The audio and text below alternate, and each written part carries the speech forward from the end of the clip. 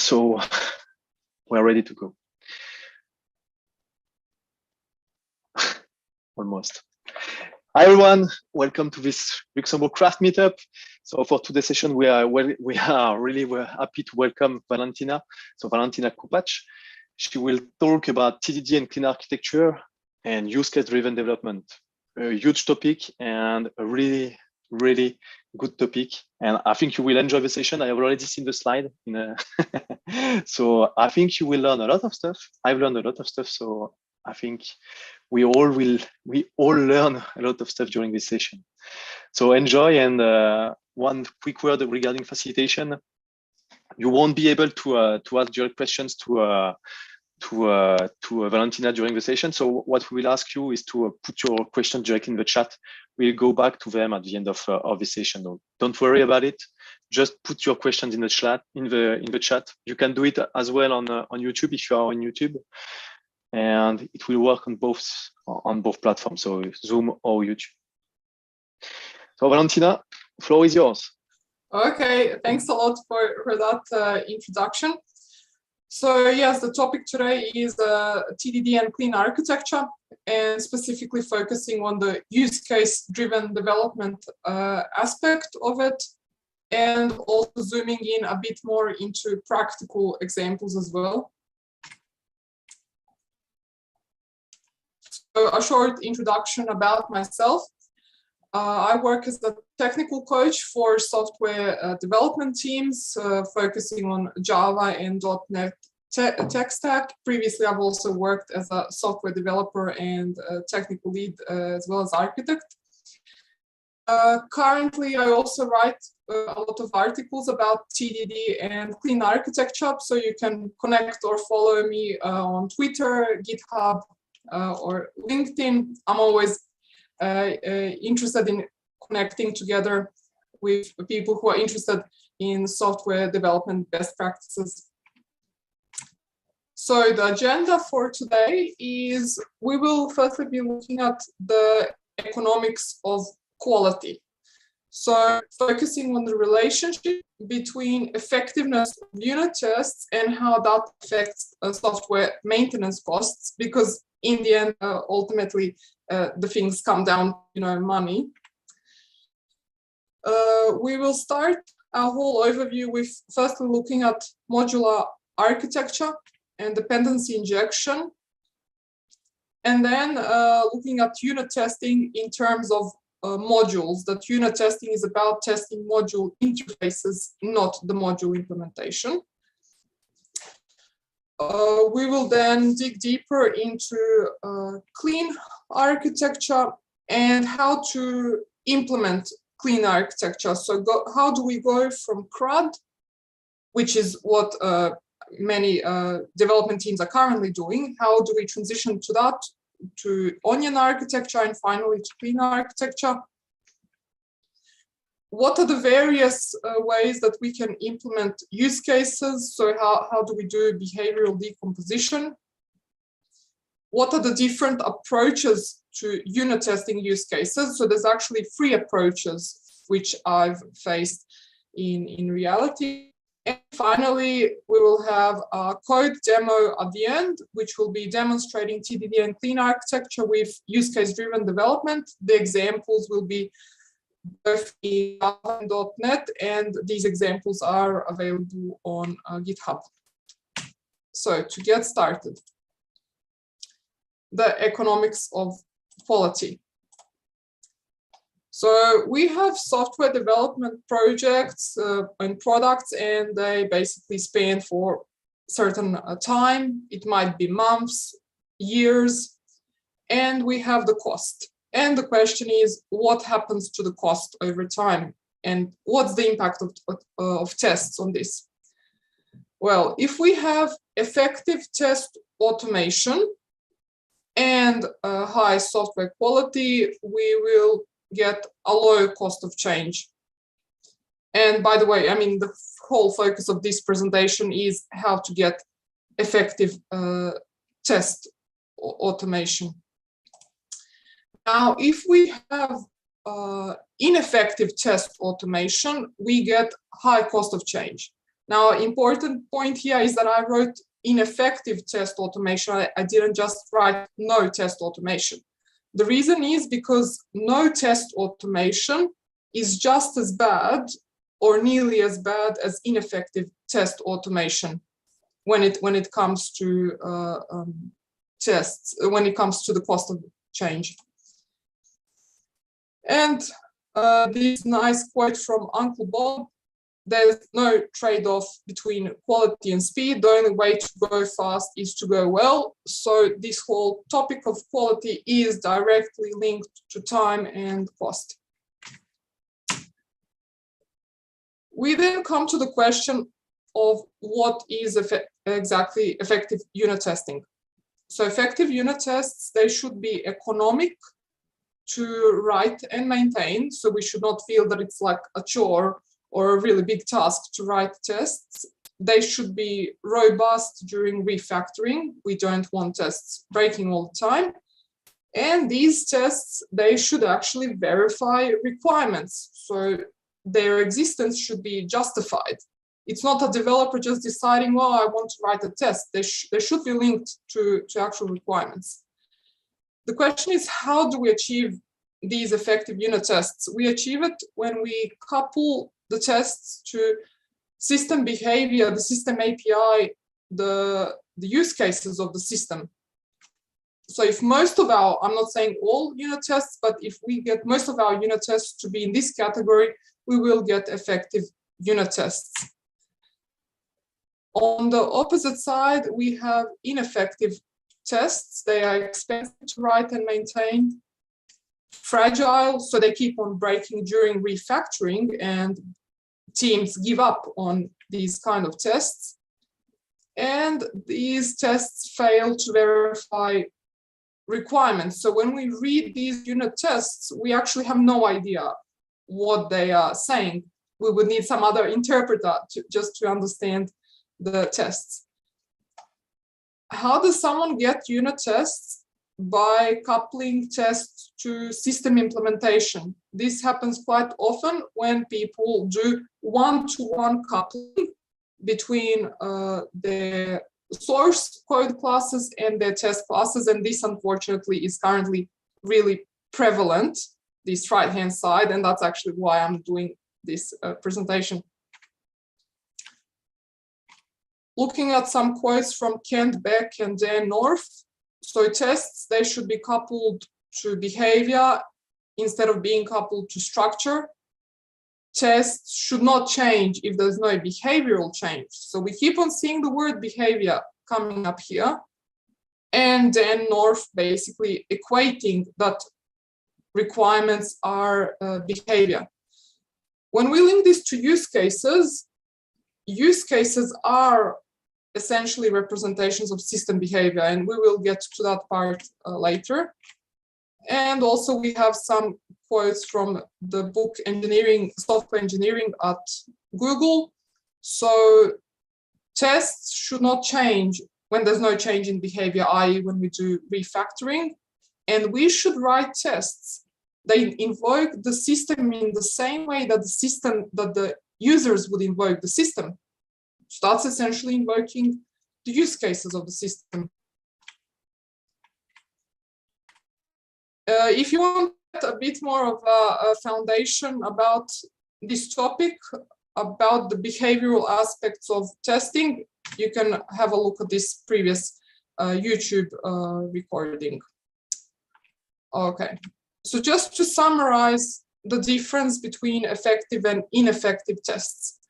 So with effective tests and effective architectures, we can see the use cases, so the behavior of system, as soon as we open up a source project. And you will see an example of that at the end of this presentation.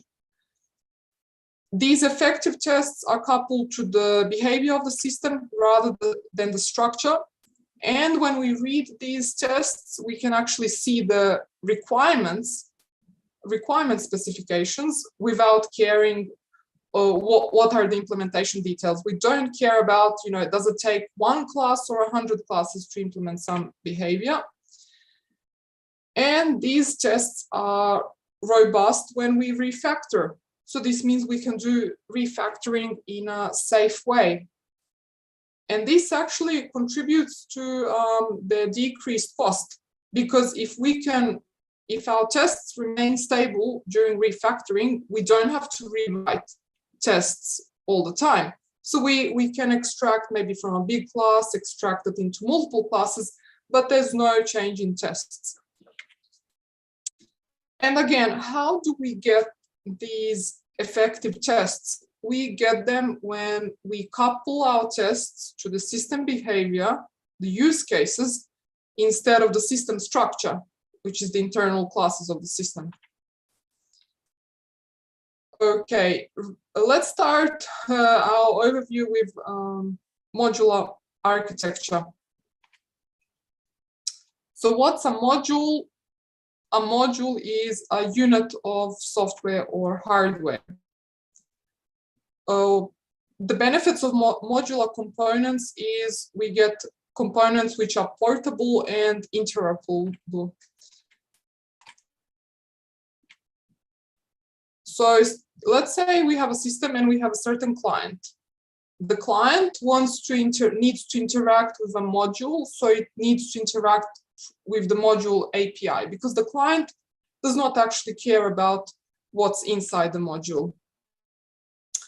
So the module API is the external interface of the module, and it represents the behavior.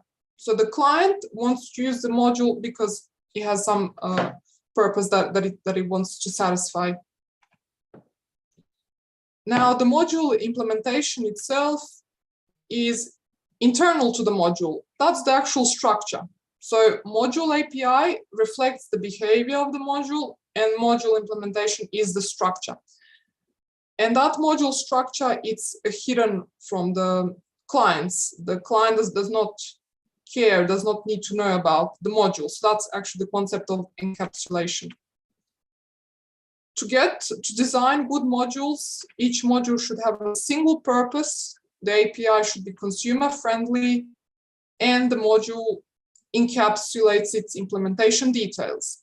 This means we can change the implementation details of the module, but we're not breaking the client who's using the module.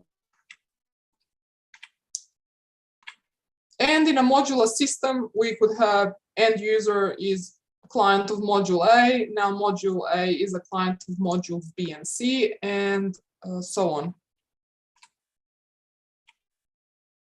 When we look at the dependency inversion principle, it states that high-level modules should not depend on low-level modules, but they should both depend on abstractions. Now, this concept, okay, maybe sounds theoretical here, but basically it means you should not like hard code reference or directly reference another module, but you should be coupled to an interface, and then a certain adapter could implement that interface. In any case, again, we will get to that a bit more when we get to clean architecture. When we have a traditional layered architecture where there's no dependency inversion, we have the presentation layer, which calls the business layer, which calls the database. So look at the direction of these dependencies. The presentation is dependent on the business layer, which is dependent on the database. Here we get the case that the business layer is directly coupled to the database layer. Now the presentation layer is transitively coupled to the database layer. Basically, the database is at the heart of the system. Everything points towards the database. The database has to be designed first. You can't do any tests without the database, so forget unit tests. And if the database changes, well, you have to rewrite your whole system. What happens when we introduce dependency inversion principle? This is when we get testable architecture. In this case, the presentation layer references the business layer, which references an interface to the database. So this is that part where we said modules should not depend on concretions, but rather abstractions. So this business layer module, it's not depending on a concrete implementation of the database, but rather an interface, so an abstraction of it. And a separate module is implementing that interface. So in this way, with dependency inversion, we avoid coupling the UI and business logic to the database. And this means we get testable architecture. Now, this, in a nutshell, is the essence of hexagonal architecture and clean architecture. It's basically about just introducing dependency inversion into the layered architecture.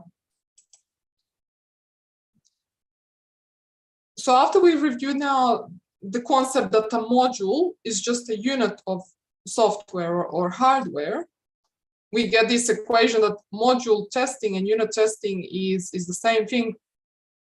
So we get a test, which is testing a module.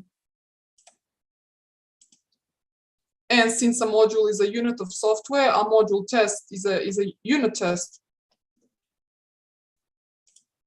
The test is acting as a client of the module. It wants to verify that certain client requirement specifications are met. And the important thing is that the test is coupled to the module API and not the module implementation. And with this, we can safely refactor the module implementation without breaking the tests. So we have really robust tests. What happens if a module depends on other modules? How do we test that? Well, if module A depends on module B, we don't want to have a direct dependency, because in that case, we can't test module A in isolation. Instead, we need to introduce an interface, which is an abstraction of module B, and then a real adapter, which actually, connects this with module B. And when we introduce this, it means we can either do a test like integration test with module A and module B, or we can do a unit test for module A in isolation, whereby we just have a test double for module B. So this is an example of the dependency inversion principle, which says, modules, should not depend on other like flow level modules directly, but instead depending on abstractions. And that's that interface, the abstraction. And this is what enables us to isolate, to test each module in isolation. But we can also do system testing. So even though we can test each module in isolation, if we use test doubles for any other modules, if we actually connect all the real modules together, then we get system testing. So now we get to clean architecture. Now starting with hexagonal architecture. In hexagonal architecture, we have the hexagon, and that represents the heart of the system. On the left-hand side of the hexagon, we have the user-side API. So what are the use cases which are exposed by this system? We have the adapters, so that could be UI applications, console applications, tests themselves. So we can see here that tests are at the same level as UI. They are just user-side adapters.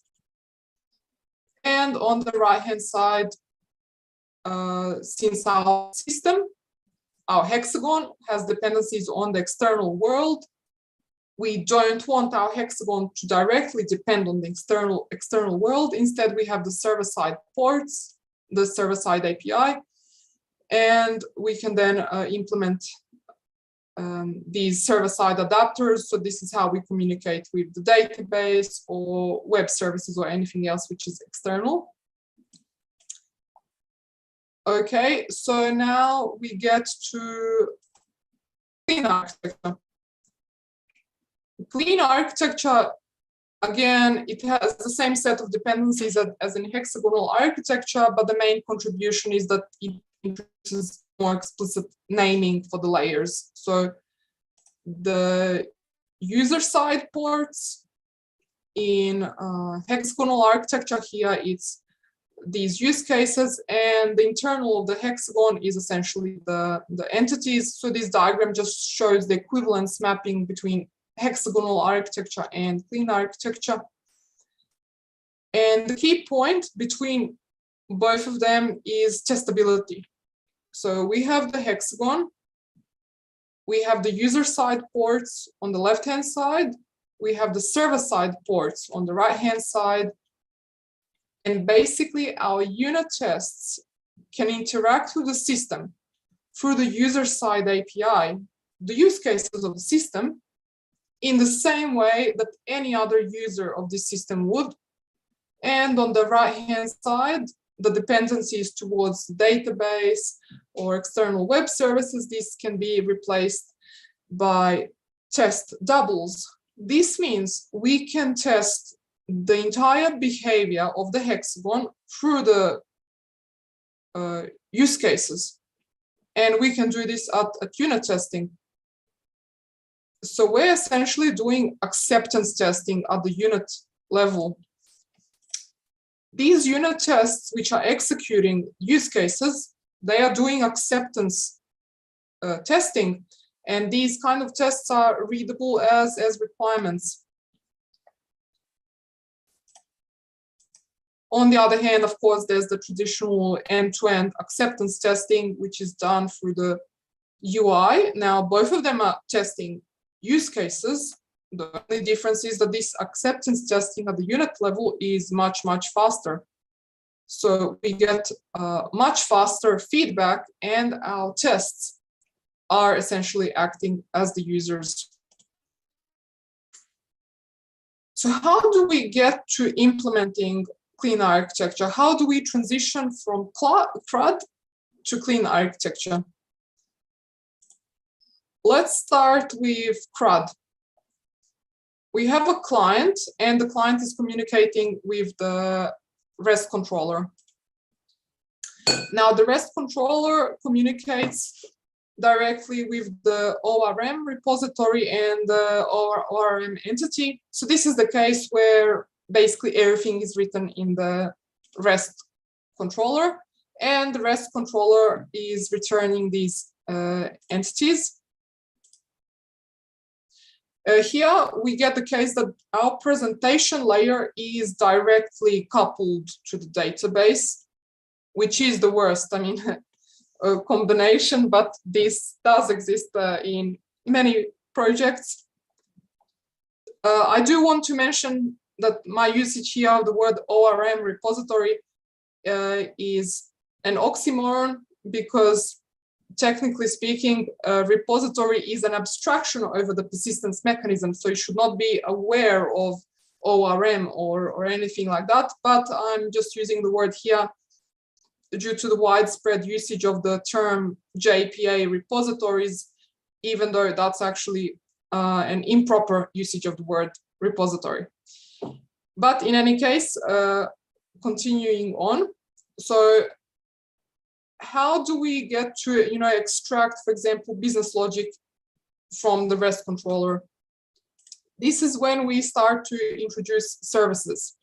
So our client communicates with the REST controller, and the REST controller communicates with application services. And then these application services, they contain all the business logic, and they communicate with the ORM entity and repository. And these application services, they are still returning these database entities. The benefits that we get here is that the REST controller is not doing the business logic. So the application service is executing the business logic, but the problem is that our REST controller is still coupled to the database because of this reference to the database. And So we still have dependency on the database. Okay, let's see what we can improve in this. Let's say everything stays the same as before, but instead of returning the database entities, let's introduce request and response DTOs. DTOs, they are plain data transfer objects. This means our client does not know anything about our database entities. They only know about the request and response. So we can actually now start more freely changing the database without breaking our clients. Okay, can we improve even further? So let's still have these REST controllers and application services, but instead of directly depending on the database entities, let's instead depend on domain entity, which is the traditional, object-oriented way of modeling entity without thinking about the database. And let's abstract away our persistence mechanism with the proper usage of repositories. So this is where we make our repository interfaces. Then in our adapters, we will implement this repository interface. But notice here these dependencies. The application service depends only on the domain entity and the repository. It does not know about the ORM. In fact, it has no idea whether our database is implemented with ORM or whether we're using SQL queries or whether it's a file-based storage mechanism. It really doesn't matter anymore. Our application is returning request and response DTOs. So what do we get from here? We now have a testable architecture. Because this repository interface, it can be replaced by test doubles where no longer we've broken the dependency on the database. And furthermore, with these request and response DTOs, the client does not know about the domain entity. So the domain entity is just an implementation detail of the system.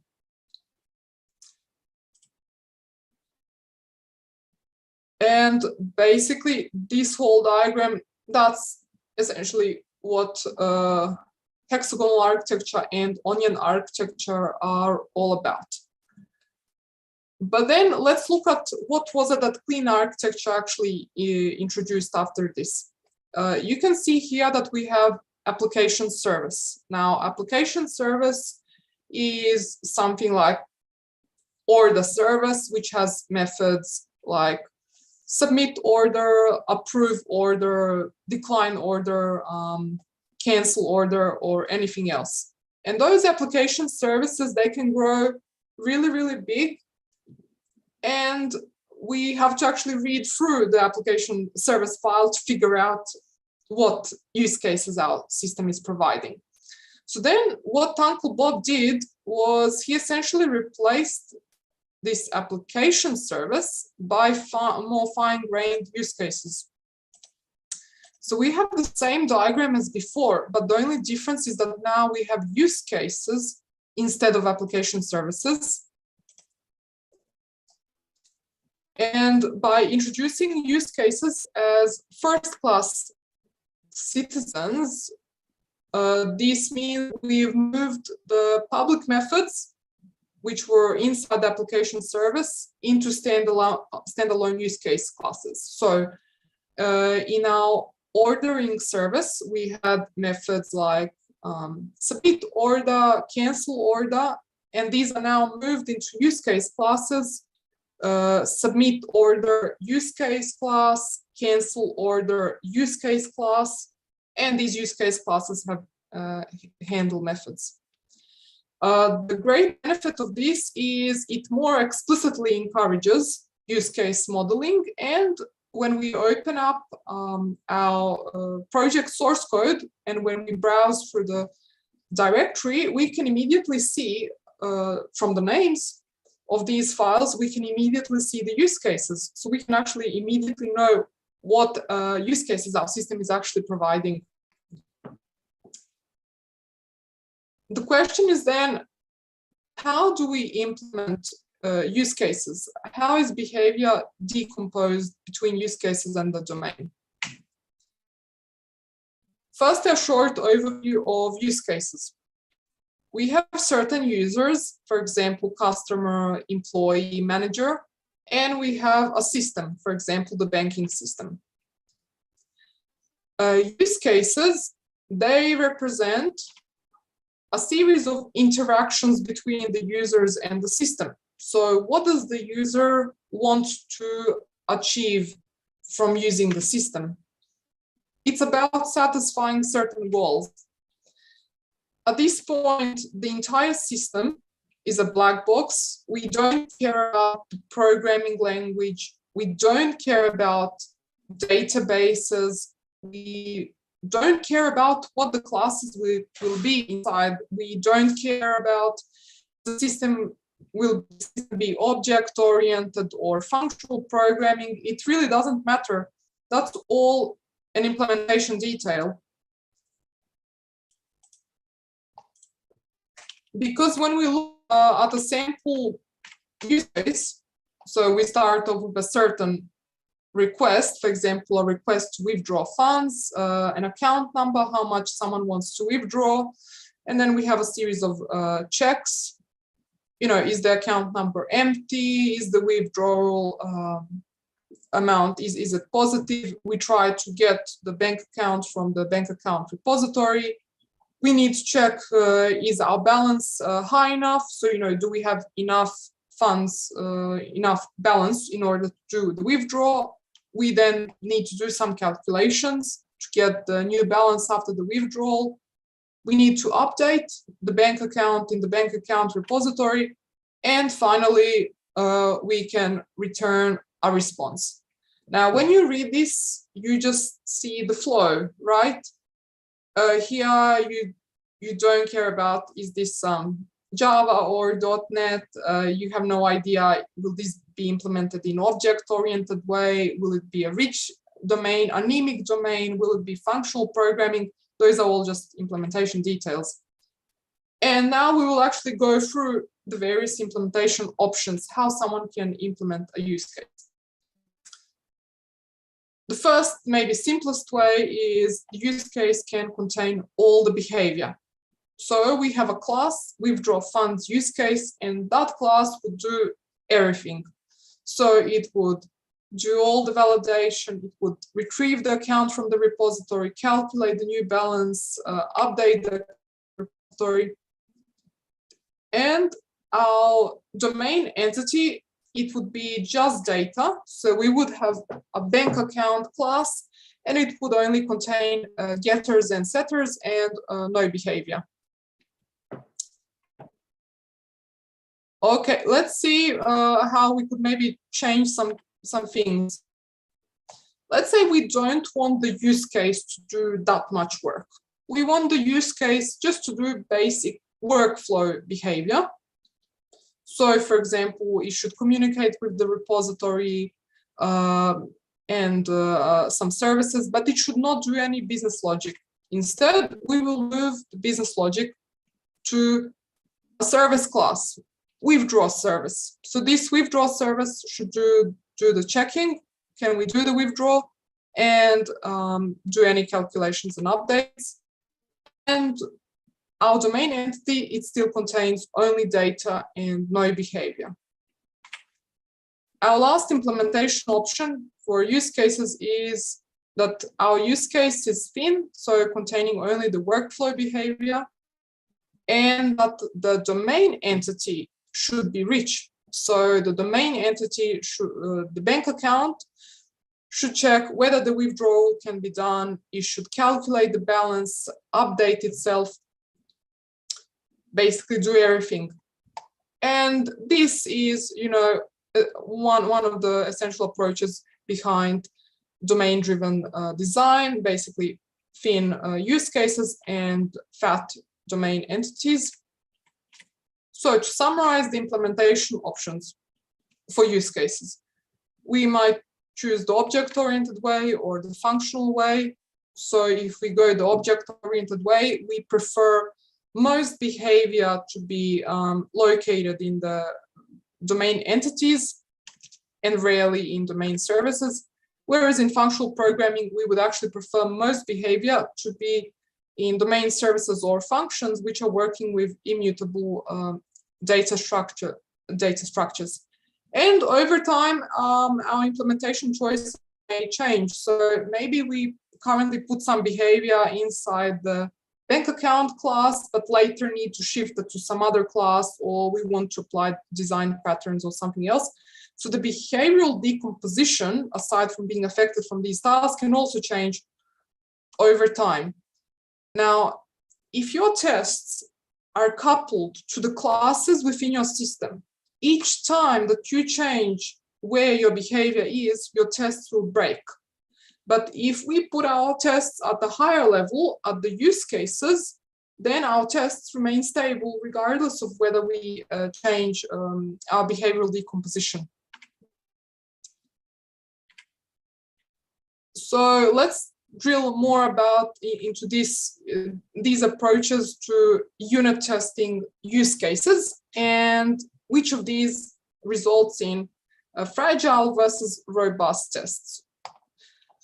So in clean architecture, we have use cases, we have gateway interfaces like repository interface or notification interface, etc. And we have domain entities. One approach is that we should unit test both the use cases and the domain entities and also reference these gateways. Second approach would be just the use cases and the gateway interfaces. And the third approach is use cases only. With approach one, we get fine-grained tests, so we're testing each part of behavior in a really granular way. Whereas in this most coarse-grained approach, we actually don't care at all where the behavior is. So the first approach, we are testing use cases, gateways, and domain entities. So our test knows about the use case, but since the use case needs to communicate with a repository interface, then the test needs to know about the repository interface and provide a test double. And we would then also mock out any of these domain entities or domain services and have additional separate classes for each of these domain elements. With this type of testing, we get the highest level of like behavioral decomposition isolation. So we are testing, for example, just the application logic for the use case, but not the business logic. And we are testing the business logic just through the domain entity.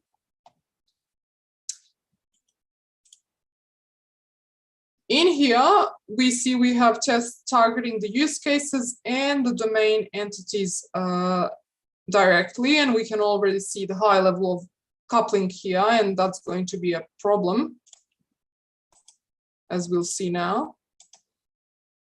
So even though this approach, it helps us decompose the behavior, maybe if we have mathematically complex domains and we need to really test all the little steps, then sure, this approach is fine or is needed. But in many, many, many other cases, this approach comes up with a lot of problems. So with this approach, we actually can't see the use case requirements in one place. We have to separately look at the test files for the use case and then for each of the domain entities to figure out what is actually the total behavior. We also need to write a lot more test code, so it's more expensive to write these tests and more expensive to maintain. And these tests are coupled to system implementation. So as soon as we decide to move certain behavior from the withdraw use case into the bank account entity, as soon as we move the behavior, we already have a problem with our tests breaking. Or if we decide to choose certain design patterns, which causes us to change our methods, to decompose, classes, we've got problems. So in all of these cases, these tests are really fragile and they will keep on breaking for all of these changes. And this is a pain point. This kind of testing is what many people do, and this is a huge, huge problem, and it even causes people to completely give up on unit testing. Let's see if we can improve this. So if our tests are targeting the use cases and the gateway interfaces, but no separate tests for the domain elements. In this case, we're focusing on the total use case behavior.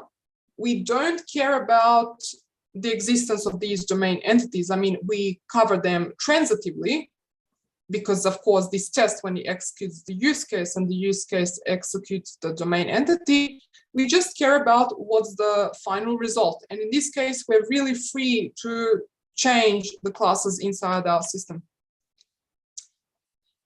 We can also assert any side effects of the use case on the repository. So if it was a withdraw funds use case, we can later assert that the bank account has the newly updated balance, for example.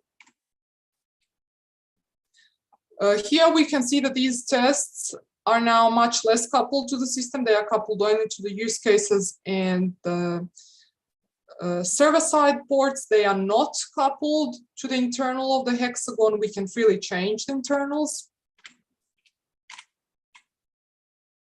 The advantage of this approach is we are targeting the API of the system, not the implementation, because we're targeting just the use cases and the gateways and not the actual domain. And these tests are readable as requirement specifications. When we read these use case tests, we can see the main flows and exceptional flows, and that's something which we will see in the code samples coming up. We get high coverage at a low cost. So we are still covering entities. These tests are still covering, but just transitively covering them with much less tests, and a huge benefit.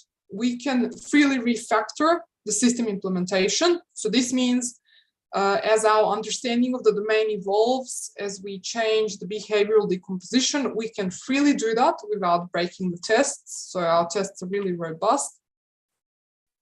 Now, the disadvantages of this approach is if we've got high behavioral combinatorial explosion or mathematical complexity of a certain use case, then we will need to shift down, for more lower level granular testing, which could be the case, in applications where maybe just part of the application where there's a lot of mathematical formulas and it gets complex. The third approach is the most black box approach to unit testing, whereby we target just the use case. We don't reference the repository interface. So since we don't reference the repository, we can't query the repository to assert, did a certain state change happened, but instead we would then need to execute other use cases. So just to give an example, if we've executed the withdraw funds use case, then to find out did the balance really get updated, we would execute another use case, view account use case, instead of directly going to the repository interface. And these kind of tests, they are basically coupled just to the use cases and nothing else. Their advantages is basically really high robustness because they're coupled just to use cases, nothing else. But the disadvantages are we can't verify side effects on gateways. So this means the use cases maybe needs to generate some internal numbers or timestamps and set them on the actual entities, and we need to verify that our repository got that. But let's say that data is not visible through other query use cases. We can't do these kinds of assertions. So that's the drawback of this approach. Now, basically, we prefer in most cases the more coarse-grained testing, because you get, more robust tests, you get a higher ROI. My personal preferred approach is approach number 2. So that's where I'm testing the API of the hexagon, the use cases, and the gateway interfaces, because I get the benefits. Use case tests are not are coupled to the API, not coupled to the implementation. These use case tests are really readable. They are requirement specifications, get low maintenance costs, and I can freely refactor the domain without breaking the tests.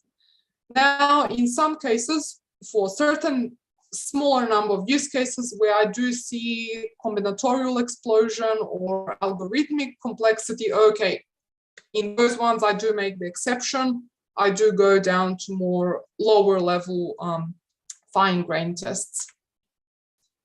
Okay, now let's see. Okay, good. We still have time. So now we've gotten to the last part, which will probably be the most exciting part, which is the GitHub code demo to illustrate test-driven development and clean architecture in both Java and .NET. I will be showing these two GitHub approaches. Also, if you look at my commit history, you will see that I developed the use cases in an incremental way. And I will continue development on these projects, so you can follow me on GitHub if you want to get further updates. And also feel free to contact me if you have any questions or feedback or suggestions regarding these demo projects. Now I will transfer to sharing IntelliJ. Johan, I just want to check, is my screen visible? Yep, it's perfect. Yeah, we okay. have IntelliJ for now, yeah. Okay, great. I will start off with the architecture. So this is essentially modeling clean architecture. We have the core, which in hexagonal is the hexagon itself, and it consists of use cases and the domain. So the use cases is what does our system provide, and the domain is just the internal implementation of the system, so the stuff inside the hexagon. Here, when we open up these use cases, even if I didn't tell you anything about the system, you can immediately, just by reading, figure out what the system is actually about. So it provides, use cases like deposit funds, open account, view account, withdraw funds. And when we open up the domain, again, we can see certain concepts like bank account, repository, balance. The key thing is that all of this is, business readable. So we are using the same language as our domain experts.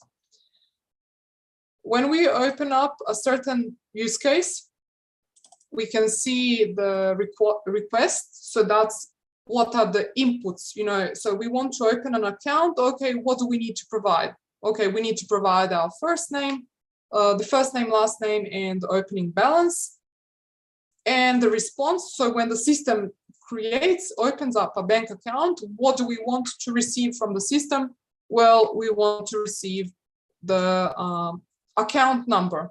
So the key thing is that these are just plain data structures which don't contain any business logic at all. Here I've used Lombok just to cut the amount of code for getters and setters, but yes, you could have implemented getters and setters yourself. So main point is no behavior here. These are just plain DTOs. then we have the use case handler. Key point, it has the handle method.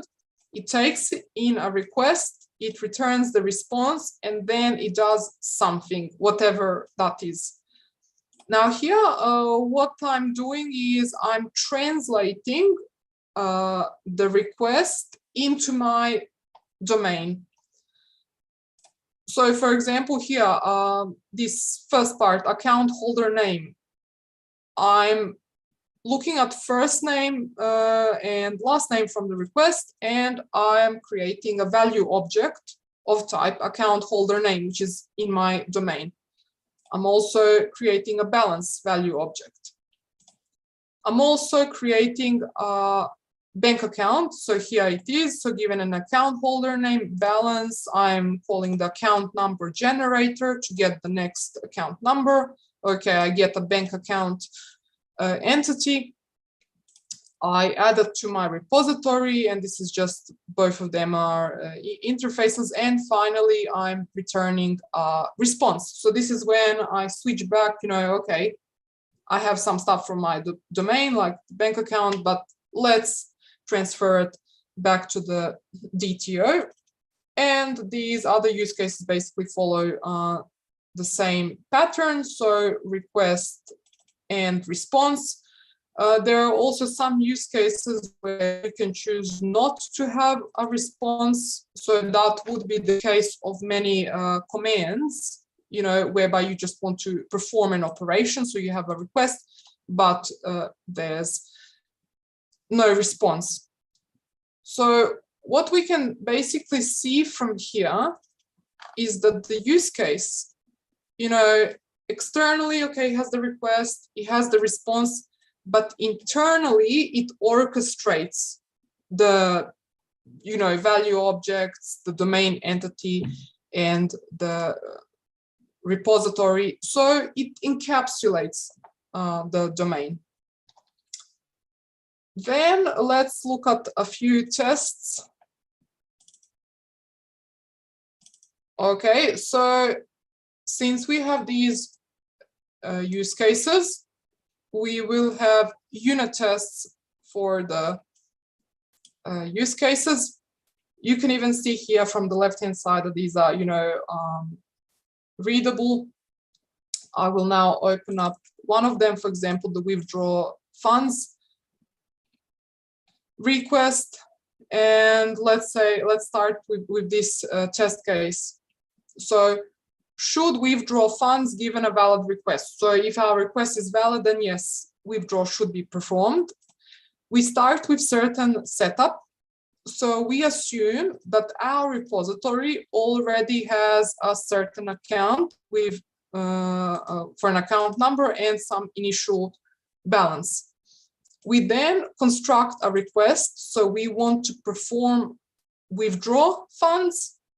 And we say we want to withdraw for that account, and we want to withdraw a certain amount. We want to verify that the use case executes successfully, and we want to verify the side effect. So since we've now done withdrawal, we expect that after the withdrawal, that when we query for that account number, that we will get the expected final balance. Now here I'm using a parameterized test, and here you can see the arguments above. So it has the same title, and here is the account number. This is the initial balance, so 70, withdrawing 30, 70 minus 30, okay, expected final balance is 40. Then we also have other tests, the exceptional cases, whereby we try to withdraw, but we've provided an empty account number. In that case, we should, verify that a validation exception is thrown. We also want to verify that if we don't have, sufficient funds, that then that we should get an error and that withdrawal is not performed, the balance remains the same. It's also important to note that these test cases are human readable as possible. So that we should withdraw funds given a valid request, that we should throw an exception given an empty account number, that we should throw an exception given insufficient funds. The other also aspect is, in order to make the code, this test code more compact, which means readable, I had added various builders. So for example, when I'm constructing a request for tests, I might want to have default data for tests which don't care about those values, but then tests can override that value. And to help me with setup, state setup, I've also created some helper classes. So for example, when I want to test that the bank account repository already has a certain bank account, instead of writing all of these lines of coding like in every single test, I have a helper method here, and this one actually does the work. And even for verifications. So when I have that one-liner in my test, that my repository should contain a bank account, here I have all the details. The benefit of that is that my essentially use case tests can be really, really compact. The other benefit is also here.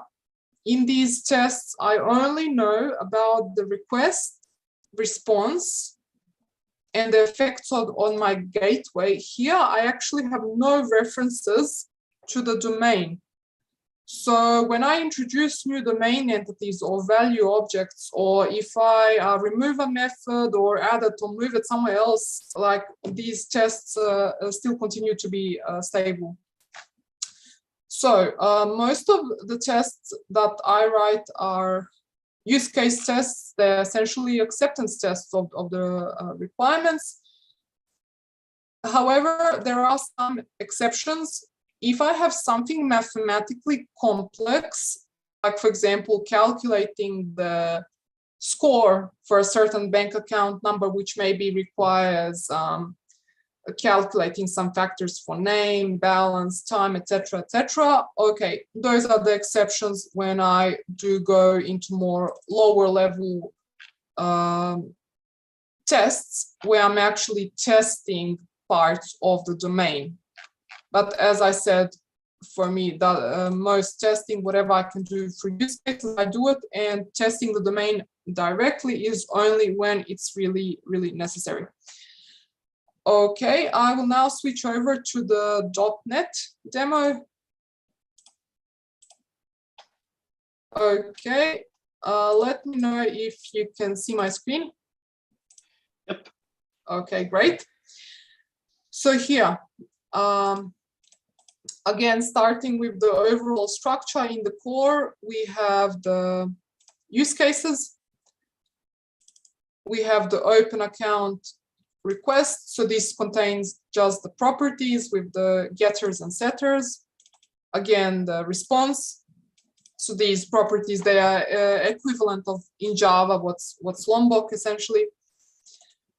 And we have the use case. The use case here, okay, contains accepts a certain request, returns a response. It does some validations. Here we construct a new bank account, add it to the repository, return a response. Later, as I'm progressing further with this project, some of these validations will get refactored out of here, but my tests will not break. That's something else I wanted to mention. And we can see here the domain, for example, the bank account and certain methods like withdraw, and also value objects like account number, which is a string, it should be non-empty, but also account number will have some additional rules, like it has to be of a specific format and others. And also I want to encapsulate my money, because later I will have, currency conversion and maybe some other things. Here, when we open up the use cases, okay, let's say the withdraw use case. So I should be able to withdraw funds given a valid request. So I assume that my bank account already contains a certain bank account with a certain balance. I then perform the withdrawal request, and I verify that my repository now contains that account number with the expected balance. And here with inline data, this is equivalent to Java parameterized tests. And here I can also test invalid cases, for example, null or empty or white space or other data. Additionally, the other aspect is here, since I'm using fakes for everything for all the gateway interfaces, that there also need to be unit tests for the fakes themselves. Basically, for example, testing that if we create a bank account added to the repository, that the repository should contain that bank account. So basically, these unit tests, they are targeting the use cases, and they are also targeting the test doubles. Okay, coming back to the slides.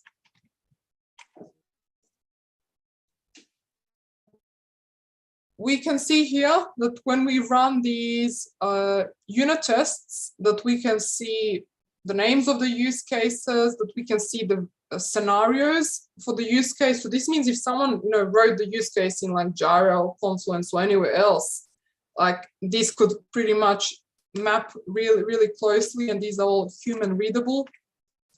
Aside from unit testing, I also do mutation testing.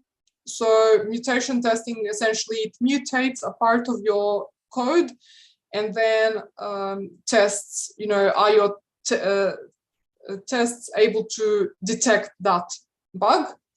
Now, even though here currently the score is 100%, I did get a bit lower scores before, but then I found out, okay, I also had certain,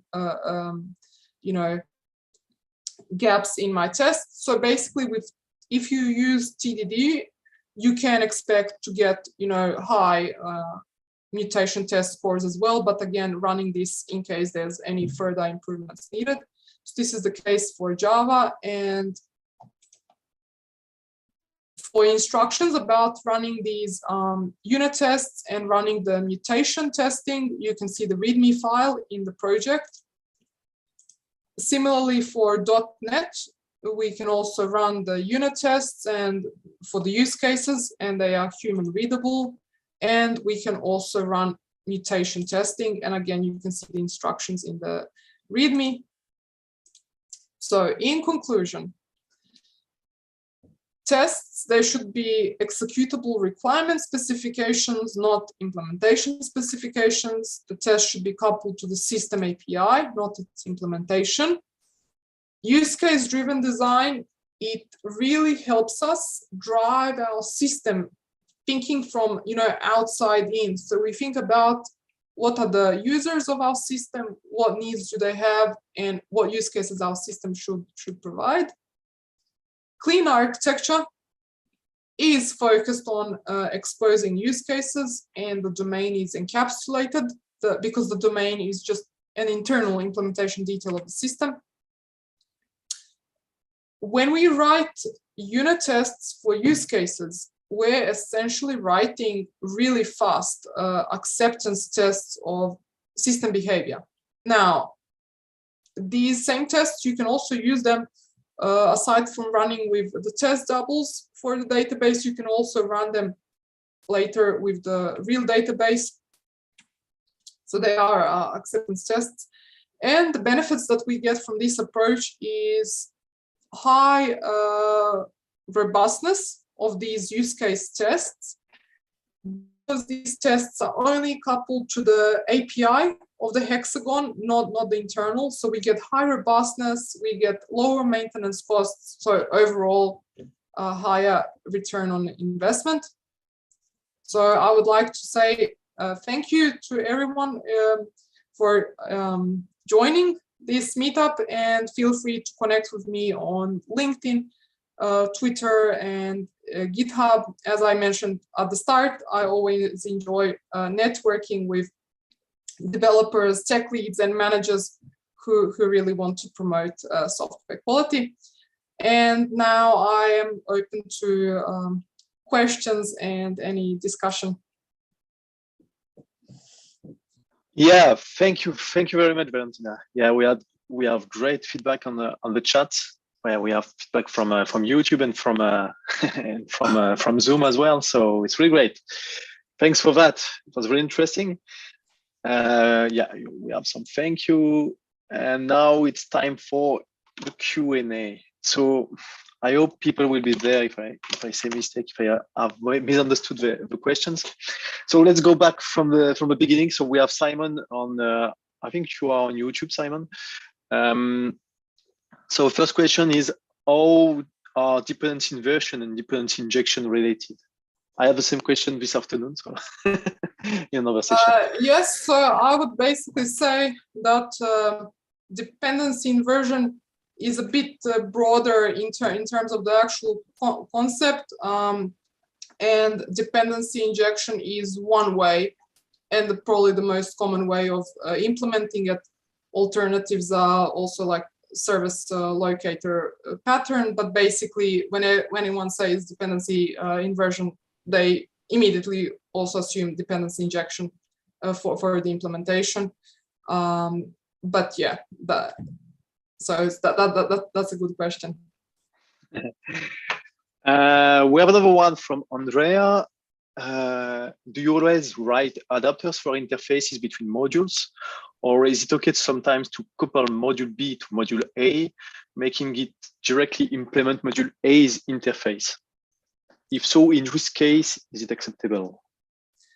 Okay, so this goes back to the dependency inversion principle, which is a higher level modules should not depend on lower level modules, but instead both should depend on abstractions. So what this means now, examples of modules are, okay, we could have our presentation adapters, that could be, that's one module. The hexagon itself could be either one module, or maybe we can split it into multiple. And then we have the infrastructure. For example, we would have a module for the persistence layer, etc. Now, the thing which we definitely don't want is, for example, the modules that implement actual business logic. We definitely don't want them to be directly coupled on the infrastructure modules.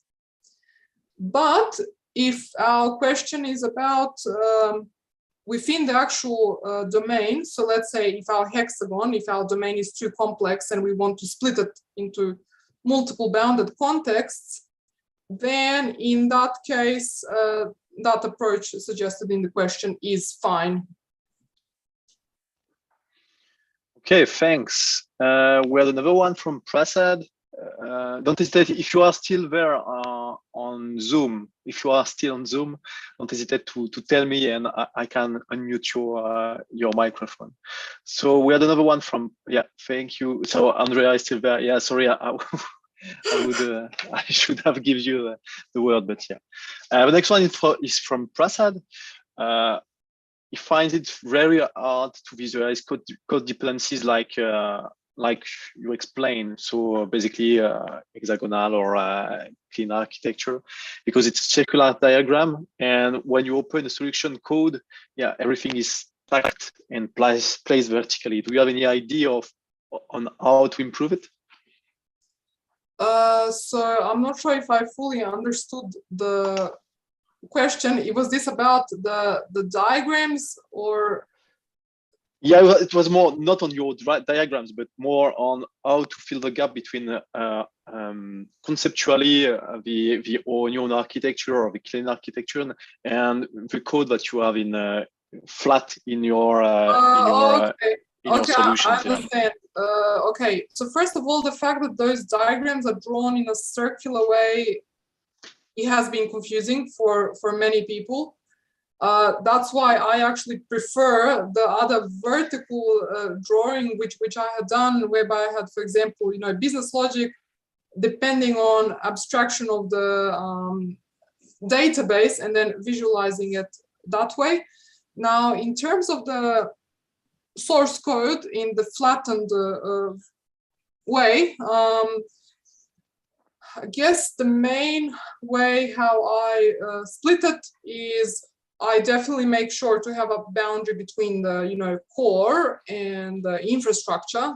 So the core should not reference anything from the infrastructure. That's basically rule number one. I mean, if you break that rule, then it's not hexagonal or clean architecture.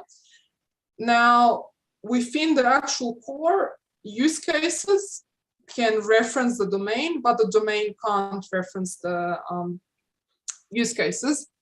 In any case, this question maybe gives me an idea that when I do some updates to the README files, that maybe I could have some few additional diagrams for these dependencies and explain how it is in code, because I think in code it's actually simpler compared to the circular diagrams.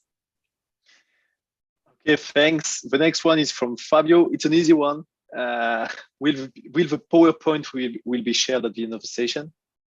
Yes. Yes, so easy one. The next one is from Anit. I would like to ask when to choose between functional programming and OOP paradigm. Wow. Okay. I said the easy one first and then the hard one. Yeah. That's a good question. Okay, I will firstly say, okay, the good news.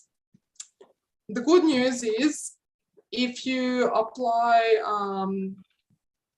hexagonal architecture, that basically the key point is if you have the separation between the use cases and your domain, that this choice doesn't actually really matter that much, because when your tests and users are targeting only the use cases, so for example, withdraw funds use case, and they have no idea about your bank account, then it doesn't matter whether it's your bank account which has the withdraw method, or if you have a function for withdrawing, like your tests won't break. I mean, that's the most important thing. Now, in terms of which way to go, my personal preference is mainly object-oriented for a lot of stuff. So whenever there's naturally some link between state and behavior, I tend to go object-oriented. But if there's certain parts of the application which are more mathematical or algorithmic, then I do make separate service classes of them and essentially treat them in a functional way. Okay, thanks. I hope it answers your questions, Anit. And if you want to go, further, no, I've sent an article, or it wasn't a great one. I've taken the first one, but there is a cool approach called functional core and imperative shell. So it's basically taking the best of those two worlds, and you can go further. Imperative, functional core imperative shell, and functional core reactive shell as well.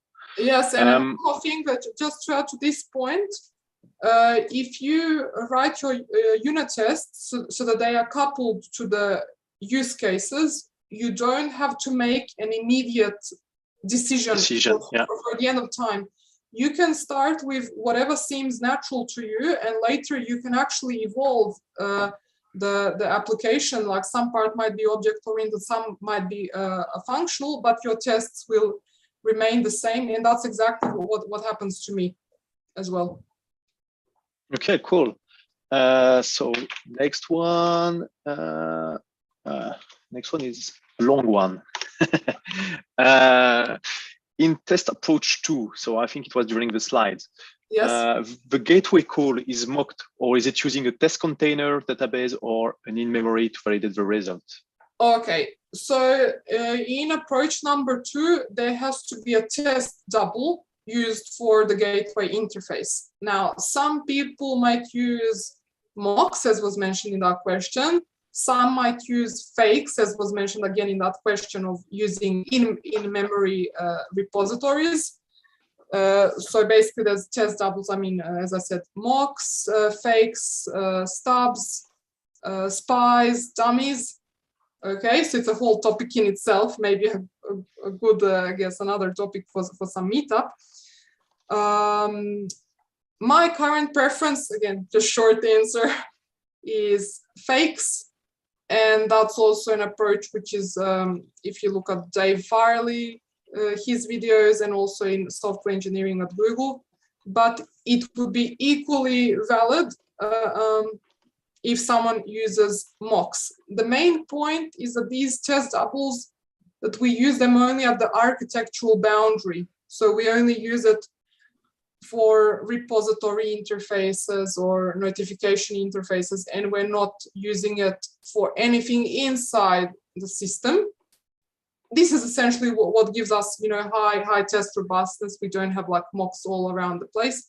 But okay, the only exception is if you have parts which are maybe algorithmically complex, where you do need to go more granular. Okay, in that case, you will have more mocks. Yeah, in any case, short answer is I currently prefer fakes, but the examples which I provided in code, instead of those fake repositories, someone could have used mock repository. Okay, thanks. I hope it answered your question, Adrian.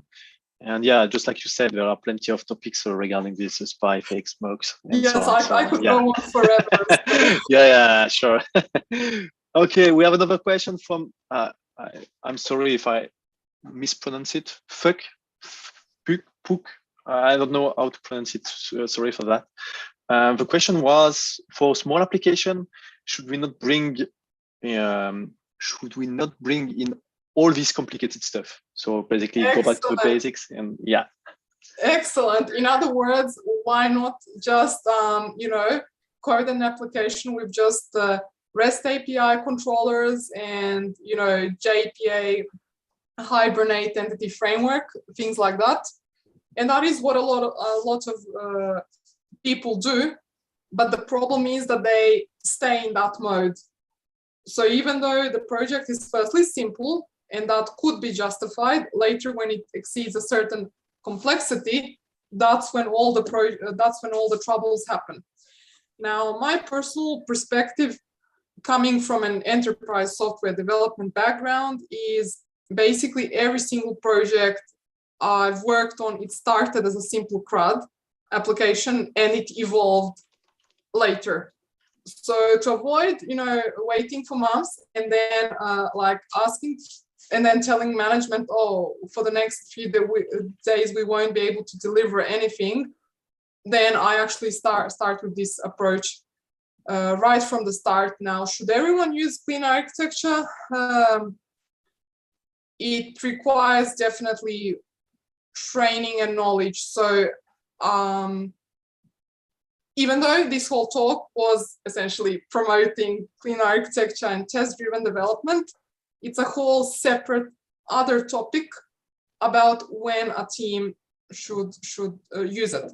But to cut the story for the question, if a team is competent, and is familiar with test-driven development and clean architecture, and is working in enterprise software development, we know that every small CRUD application will transition in complexity. It happens within first month or first 3 months already.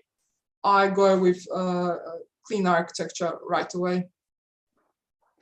Okay, next question is from Mike, so I will ask him to unmute. Normally you should receive a notification and you should be able to unmute. Yeah, great.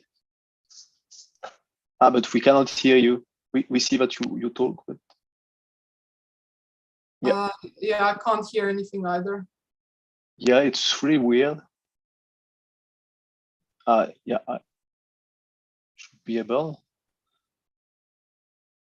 We see that you are unmute, but yeah. I think it's working now. Please retry. No. Well, you did unmute him, but maybe there's some issue with the microphone. Yeah. Which is the traditional thing in the Zoom meetings. Yeah, sorry for that. You are not mute, but yeah. Okay, let's try. Or maybe can write in chat then. Yeah, keep it for the end. We'll see if we can solve this problem. Another one from Florent. On the use case, you are talking about request objects. Is it the same object as the one from the driver adapters or not at all? Oh, that's another good question, because here there's two options which I see as equally valid. So one option is if we have a certain set of request objects, that we would use them both at the use case boundary of the hexagon and use them in the adapters. One example, let's say we have withdraw funds request, withdraw funds response, and then we use them both at the use case and also even in our REST API layer. That one's fine. Basically, it's not, as I said, main point is we're not exposing domain entities. So that's a valid approach. And in fact, that approach was good enough for me personally for nearly all the applications that I've done up to now. But if someone has certain reasons, they could choose to implement a whole other set of request response objects just for the REST API, and then have mapping between them. This could happen if, let's say, you're working with teams and it would be really sensitive if you change the name of some field or something like that, whereby you need maybe a higher level of REST API stability. And then in that case, if you have certain request responses at your REST API level, but a different set at the use case level, then you could maybe improve names of your use case ones without like constantly breaking the work of your other colleagues. So that's one, I would say, reason where separation would be justified. Okay, thanks. We have all the questions for, thanks a lot. I will go for option 2. Okay, so you have convinced Flora. Next question is from YouTube. I also want to make one comment. It took me personally years. I was doing actually option 1 for many years. So the traditional, one-to-one testing of everything. And I remember when I was like hearing, tests are, specifications, and I'm thinking, but what kind of, like, that definitely not requirement specifications, what are they? And then it was only like, after shifting to option 2, that's when, tests became actual requirements. And if you do go for option 2, tests definitely become a lot more enjoyable. I mean, you will see the enjoyment when you start refactoring your classes, applying design patterns, and all your tests remain stable. Like that's when you say to yourself, it's now really, really, really paid off. Yeah, it took me years as well, and I've made the same stuff. So it was a pain in the ass, yeah. So now Mike is, wanted to try again, so he's come back. So unmute. We'll see if it works. Hello, can you hear me now? Yes. Yeah, perfect. Yeah, great. Thanks a lot. So first of all, thank you very much, Valentina. That was a very good presentation and extremely close to my heart indeed, because I'm a software craftsmanship craftsman as well, and doing a lot of test-driven development and domain modeling. And over the years of working as a software engineer, I came to the conclusion that there are two main use cases, when use cases not in your terminology, in terms of writing tests. And there is even a TDD in the name of the presentation. But the thing I would like to discuss is that actually we have not covered TDD. But because TDD is not about testing, right?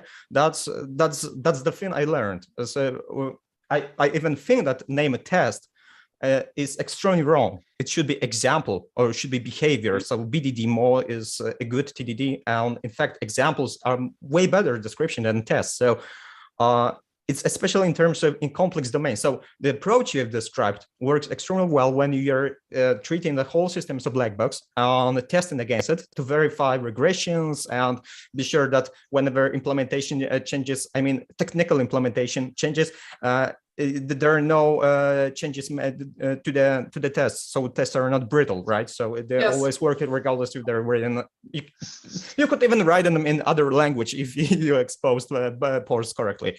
So that's how it works, and it's extremely good in terms of integration systems, microservice heavy systems, etc., etc. However, when we are working on complex domains, and personally, I'm working on very complex domains. Business domains, not mathematical domains, then I found out that there is yet another approach, going inside out, but not from the implementation, but starting from the behavior, actually starting from the requirement, from the example, and then doing something which von Vernon calls experiments. I mean, we are creating an example, and then we are doing an experiment on a model. So I'm writing first test, first example, then creating a very simple plain old Java object implementation to cover it, and then iterate without touching any primary ports, any secondary ports, any infrastructure details, which leads to naturally finding the boundaries, which leads you to producing, finding out the right aggregates. I often combine it with event storming. So when I start event storming session, I after having a very big picture, short big picture session, followed by very simple tactical modeling session, then I immediately go to the example mapping. And by going to the example mapping, I start doing tests, test-driven development or example-driven development. And we are experimenting just on the behavior, just on the business behavior without touching anything else. So in this approach, we go from inside out, and then everything else is just an infrastructure. It naturally leads to the creating of the domain model, the perfect, there is no such a thing as perfect, but as close as possible to the perfect domain model, to the boundaries of what we are trying to model. And after having this, we can go it's cheap, right? We don't need to set up databases. We need to set up containers. We don't need to set up Kubernetes and anything else. We don't need even to mock any other parts because we are just working on the experimental model. So it's very cheap. And if something is wrong, we can immediately change it. And especially at the beginning, everything changes all the time, right? Before we find true meaning, true business meaning. Clients don't even know what they need usually, right? We need to help them to find out. You're starting from the domain, and again, I see those as two both valid approaches, and also some people might use a hybrid. So, for example, people who are more domain-driven design oriented, as you've described, they would not start the test from the use case. They would start the test from the entities, and in fact, use cases emerge. So it's like you focus on the domain, and then use cases emerge as some kind of a wrapper. Yeah. So I guess people like, Eric Evans, Vern, I forgot his surname, who wrote the Implementing Domain-Driven Design. They use that approach. Whereas people who are more, how shall I say, primarily use case driven as the first thing, like, for example, Uncle Bob, they start off with the use cases and then the domain emerges later. But then again, someone might use a hybrid approach, shifting between them, and that does affect the way the approach to test-driven development. So if someone's starting with the domain and the use cases emerge later, then it's natural to write the use cases against domain entities because that's what you're modeling. For someone who starts with the use cases first, then it's natural starting basically with the use case tests. Now, it is good that you've also pointed out the difference between, topic just unit testing per se, which is testing, versus test-driven development, which is essentially behavior-driven development, which is a development approach and not a test approach. I did have the intention of like also showcasing the actual steps, like of going from requirement and then implement, write a test and then write the code, but unfortunately wasn't able to do it for the time. But in the commits in my GitHub project, I try to illustrate. In any case, I think it's great how you brought up the approach of also starting with the domain and unit testing the domain and then letting the use cases emerge later. So I see those as both valid approaches. Thanks for that. Thank you very much. Thanks, Mike. Well, yeah, it was very interesting, and yeah, you've just explained a lot of cool stuff. In a few words. It was very quick, but yeah, there are plenty of stuff in what you explained. You talked about event storming, you talked about aggregate, and so on. So I really encourage you to follow also the TDD crew on GitHub. There are plenty of good stuff on it. You have named the quote a lot, but they are doing great work on it. So yeah, I will send the link as well. Thanks for that. We have other questions, I think. Yeah, TDD crew just sent the URL in the chat. Yeah, from Bravo, because yeah, he was on the chat on YouTube, so he's not able to connect on Zoom. A pair of questions. So does it make sense to have ORM entities, should be better to use something like Juke? I don't know if you have already used it. I'm not sure. Okay, basically, the point is that domain entities should be independent of any whatever it is, framework, library, whatever.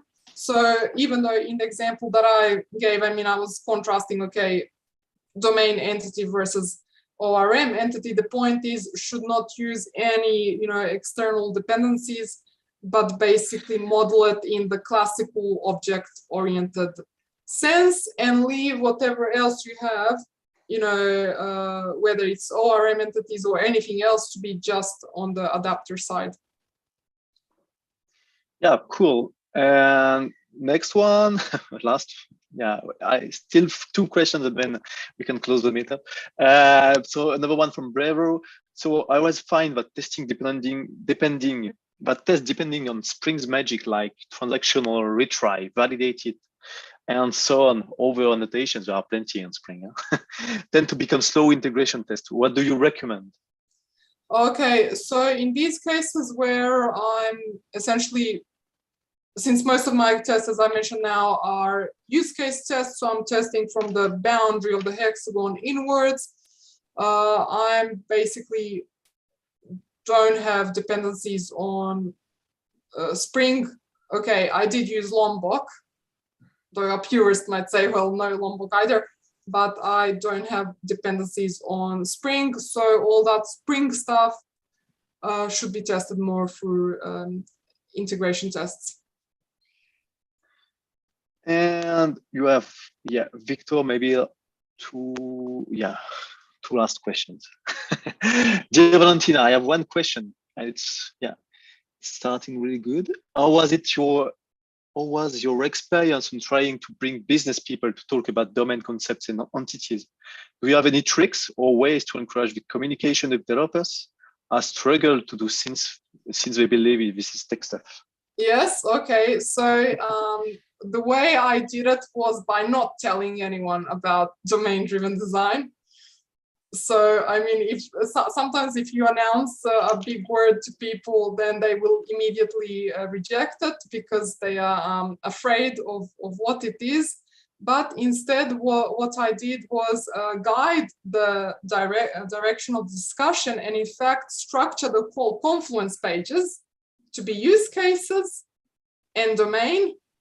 So actually through the analysis, I would identify the use cases and the domain entity, and then for each, domain entity, okay, so that's sort of an informal way of gradually easing this in, but of course a more advanced way would be to transition to proper event storming.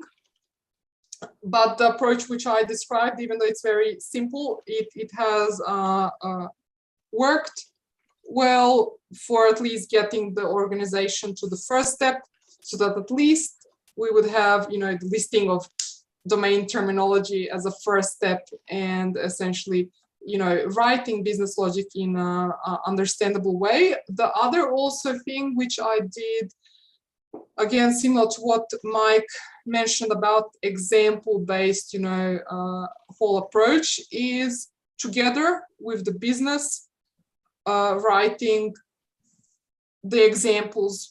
Quite often, if people just talk about requirements or domain in an abstract way, the business can't really communicate it. But when you actually, do it through examples, then it becomes much more understandable to everyone. And then those examples are essentially direct input for writing the unit tests as well. Okay, cool. Great. Thanks, Victor, for the question and for your kind move gesture. And maybe the last one from Nafa. Is the use case response the same one used at REST API response, for example? And should REST API tests be part of a unit test to make sure client code doesn't break after a representation change? Okay, so the first part of the question, I think it was similar to the previous question, which is whether someone can use the same request response for the use cases and for the REST API. As I mentioned, it's something which I had done. I had no problems, but there might be cases when someone might decide to actually do the separation. I view those as both equally valid. So that's for the first part of the question. The second part of the question, including the REST API in the unit tests, my answer is no. There are some people who've done it, so it's not that it doesn't, but to me, that's you're bringing a certain part of an adapter which should not be part of unit tests. So basically, there should not be REST API within unit testing. Okay. I think we can break here. We can close this session. Just let me check one last time on YouTube if we have all the stuff. Yeah, we have other stuff. Maybe just one last from Dan, because I didn't see the chat anymore. So what do you think about validation in DDD? Okay, that's another good point. I would say perhaps for DDD maybe at a separate session, because I would just feel that this would maybe go in some new direction. So perhaps for another time. Yeah. Okay. Sure. Okay. So let's close here. Sorry, guys, if your questions were not answered. Just like Valentina said, she just like you have seen, she likes to share. She is a she's a huge fan of this kind of topic. So don't hesitate to connect with her. She will be happy to connect and to talk with you, just like we did. We met a few months ago. So don't hesitate to do the same with her. She's really nice. She's a really nice person, just like you've seen, and she knows a lot of stuff. So it's really interesting to talk to her. So don't hesitate. Thank you again, Valentina. It was really interesting. Thank you all to join us and to come to this kind of event. It's really great to see that we are so huge community. And see you next time. Yes, thanks a lot, everyone. I really enjoyed this whole discussion, and I hope that we continue networking. So feel free to connect. Also, if anyone has, as I mentioned, any questions or feedback or suggestions about the GitHub repos, or what would be interesting to further showcase, feel free to let me know. And I hope that we stay in contact. So again, and thanks a lot also to everyone who asked the questions and discussion. I'm sure it could have continued for several more hours, but yeah. Yeah, for sure. When you take questions of people and you ask them to ask two questions, after 1 or 2 hours, they are still discussing. So yeah, yes. That's for sure. So we'll send your slides and the GitHub repositories, all the links that have been listed. We'll post it on the Meetup groups, and we'll post it on LinkedIn as well and Twitter as well. So just follow us, and you will see this. Thank you again. Have a good evening. Yes, Bye. Thanks a lot. Bye.